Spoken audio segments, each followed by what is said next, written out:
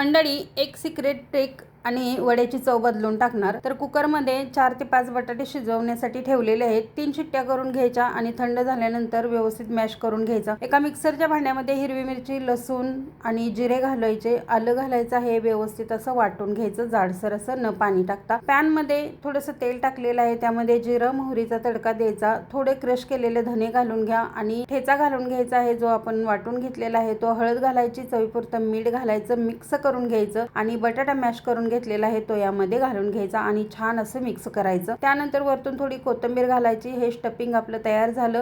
बेसन घेतलेलं आहे, त्यामध्ये हळद आणि कॉर्नफ्लॉवर अर्धी वाटी घालायचं आहे, चवीपुरतं मीठ घालायचं आणि छान असं मिक्स करायचं. गरजेपुरतं पाणी घालून व्यवस्थित मिश्रण तयार केलं. त्यामध्ये वडा आहे तो डिप करून घ्यायचा आहे आणि कडकडीत तेल गरम झालेलं आहे, त्यामध्ये वडे व्यवस्थित असे सोडून घ्यायचे आणि छान असे फ्राय करून घ्यायचे. पाहू शकता मस्त असा वडा तयार झालेला आहे.